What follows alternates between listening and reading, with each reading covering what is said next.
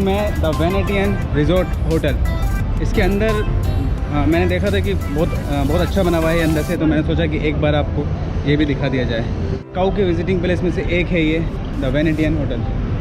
तो अगर आप यहाँ आ रहे हैं तो अपनी विजिटिंग लिस्ट में इसको ऐड कर लेना।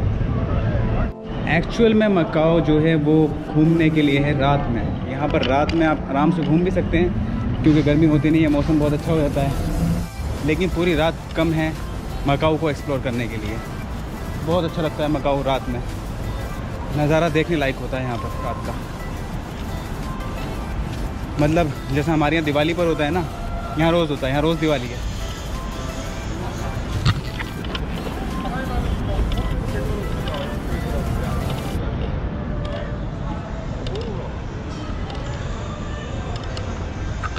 और सबसे अच्छी बात यह है कि कोई भी आपको ये पूछता नहीं है कि आप कहाँ जा रहे हो, क्यों एंटर हो रहे हो। हर जगह आप जा सकते हैं बिना किसी तलाशी के। मतलब कहीं भी चले जाओ आप। The Venetian hotel.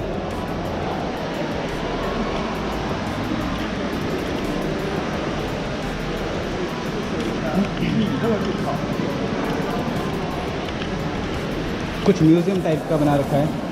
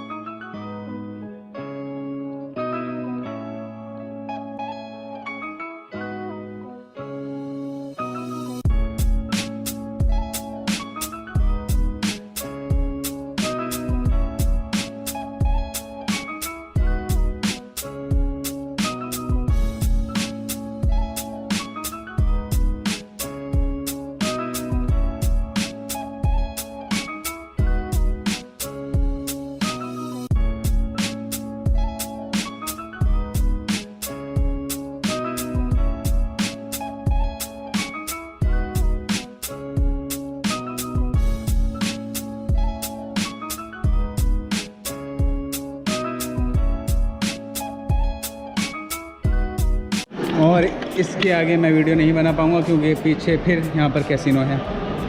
मतलब हर जगह यहाँ कैसीनो मिल जाएगा आपको।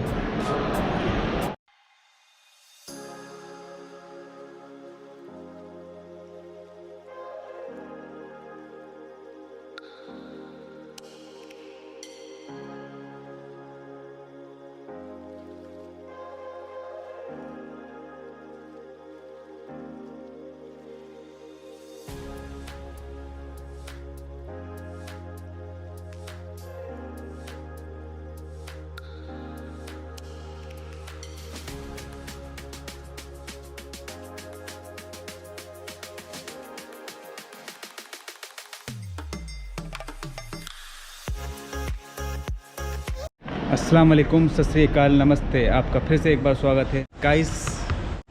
इस वक्त हूँ मैं फेरी टर्मिनल मकाऊ में।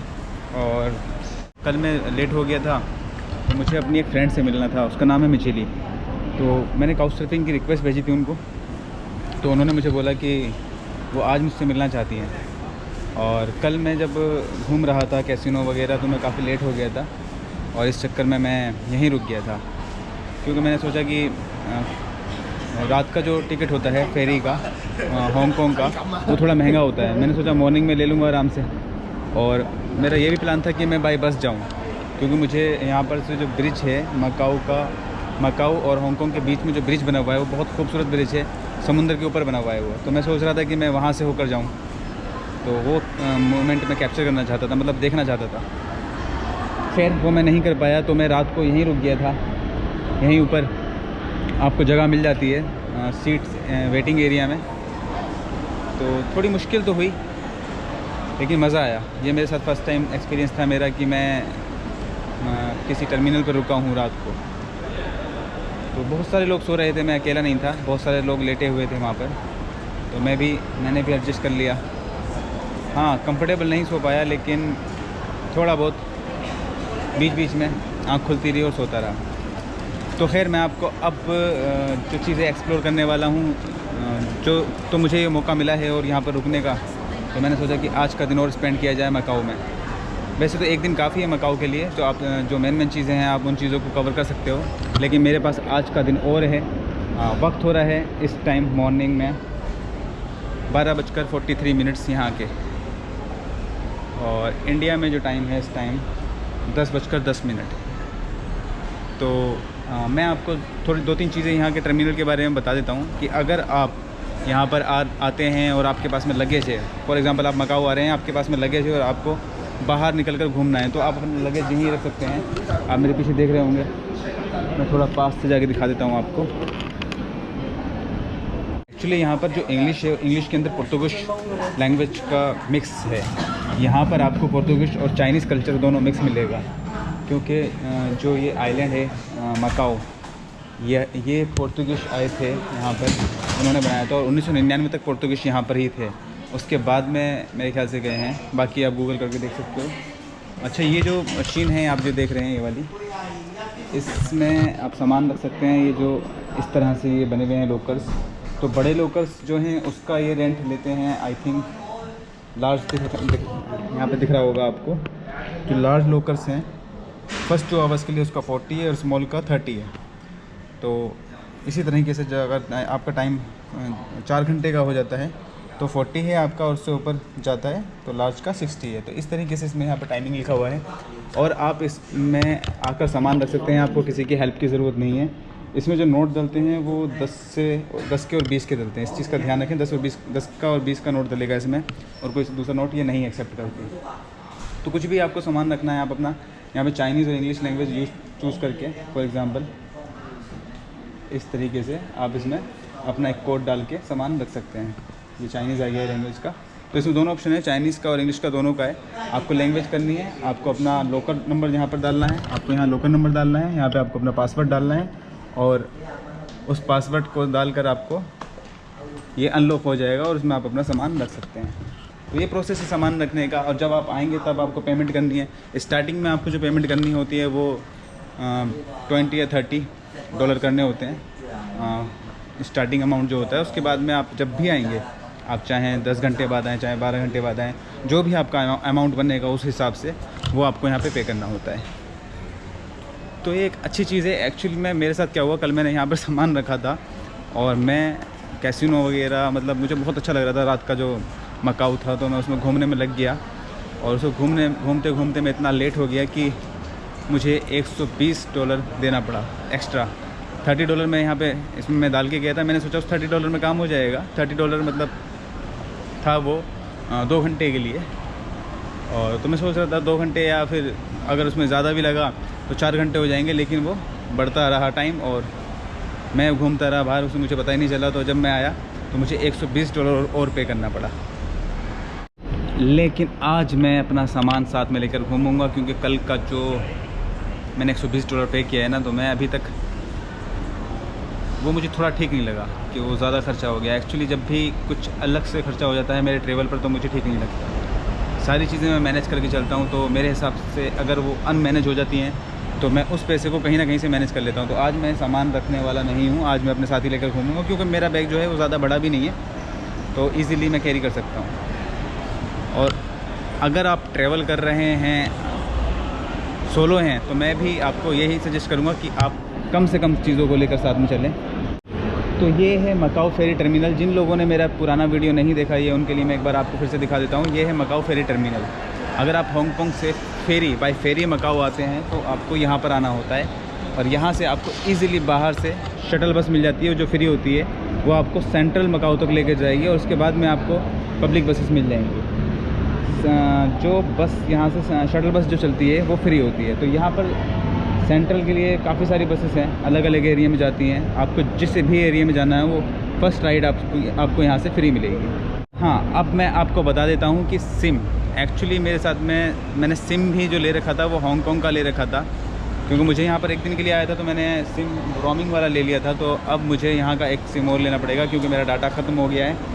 और यहाँ पर जो सिम का प्राइस है वो है $40 अनलिमिटेड फॉर 1 डे। मेरे हिसाब से एक दिन के लिए ही लोग मकाऊ आते हैं ज़्यादातर। तो आप अगर यहाँ पर आएँ तो एक दिन के लिए सिम ले लीजिए, वो बेस्ट रहेगा। आप अपना सिम लेकर ना आए पीछे से रोमिंग वाला, क्योंकि उसमें डाटा कम मिलेगा आपको। यहाँ पर आपको एक दिन के लिए फुल अनलिमिटेड डाटा मिल जाता है, तो वो बेटर है। मैं आपको दिखा देता हूँ सिम का प्रोसेस क्या है, क्योंकि मुझे खुद सिम खरीदनी है। तो जब आप यहाँ पर आते हैं और जैसे ही बाहर निकलते हैं फेरी टर्मिनल से इमिग्रेशन करने के बाद, तब आपको यहीं पर आपको मोबाइल सिम की स्टॉल दिख जाएंगे लगे हुए। तो मेरे हिसाब से यहीं से सिम बाई कर लीजिए आप आराम से, कोई ज़्यादा एक्सपेंसिव नहीं है, प्राइस ठीक है। और इस तरह से ये बने हुए हैं यहाँ पर।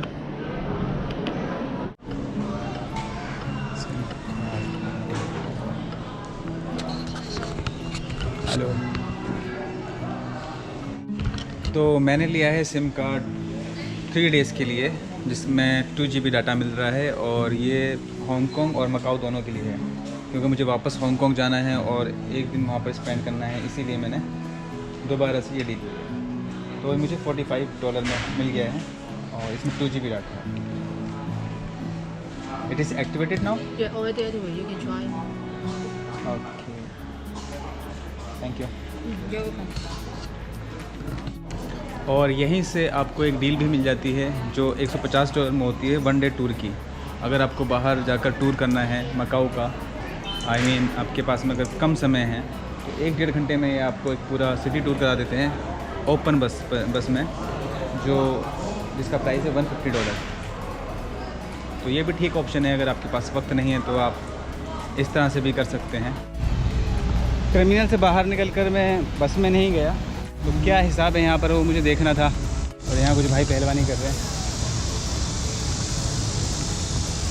अच्छा, यहाँ पर भी जो पार्क है ना, वो ये यहाँ पे इस तरीके से रबड़ लगा देते हैं ताकि कोई गिरे तो चोट ना लगे। ऐसे सिंगापुर में और मलेशिया में भी देखा था मैंने। तो खैर, पार्क काफ़ी अच्छे बने हुए हैं। और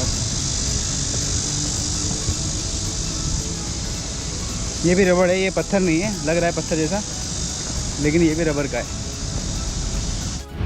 और यहाँ से कुछ इस तरह से नज़ारा दिख रहा है। और वो दिख रहा होगा आपको सामने हेलीपैड। ये हेलीकॉप्टर की सर्विस जो है हांगकांग के लिए भी है। यहाँ से $4,200 समथिंग देना होता है इसके लिए।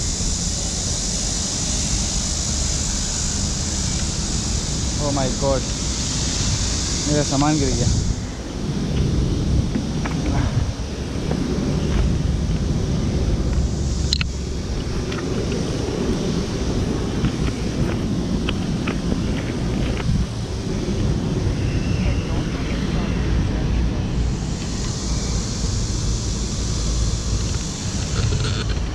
चलते चलते लोगों को याद आ रहा है, तो चलते चलते एक्सरसाइज कर रहे हैं।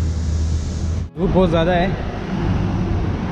टेम्परेचर अराउंड 38 के आसपास होगा, लेकिन छाए पेड़ों के नीचे हवा बहुत अच्छी चल रही है। पूरी तैयारी के साथ निकला हुआ हूँ मैं, सनस्क्रीन लगाकर। तो हाथों पर और फेस पर पूरी सनस्क्रीन लगा के निकला हूँ। इस वजह से आपको थोड़ा मेरा फेस काला काला नज़र आ रहा होगा। एक्सरसाइज का कोई टाइम नहीं है इन लोगों का, जब मर्ज़ी जहाँ मर्ज़ी स्टार्ट हो जाते हैं और कुछ भी। अब जैसे आप इन भाई साहब को देखो, ये क्या कर रहे हैं। एक्चुअल में ये रनिंग करने के लिए है शायद। इन पत्थरों पर चलने में बड़ा मज़ा आ रहा है। टाइम हो रहा है 2:21। टेम्परेचर है 38 के आसपास। और यहाँ के लोगों को बिल्कुल भी धूप नहीं लग रही। कोई धूप में भाग रहा है तो कोई धूप में घूम रहा है। और ये भाई साहब पिछले आधे घंटे से मैं देख रहा हूँ इनको धूप में बैठे हुए हैं, और वो धूप में भागते हुए आ रहे हैं सामने से। और वो चाचा भी धूप में खड़े हुए हैं। हेलो।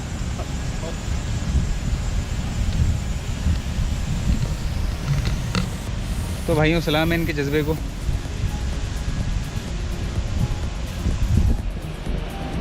मुझसे 5 मिनट खड़ा नहीं होया जाएगा, 10 मिनट खड़ा नहीं हो जाएगा हम लोगों से। और ये लोग एक्सरसाइज कर रहे हैं धूप के अंदर, रनिंग कर रहे हैं धूप में 38 के टेम्परेचर के अंदर। तो फिर चलते हैं। उधर से मुझे जाना है, मैं थोड़ा सा इधर आगे आगे को, मुझे इधर से पीछे से निकल के जाना पड़ेगा।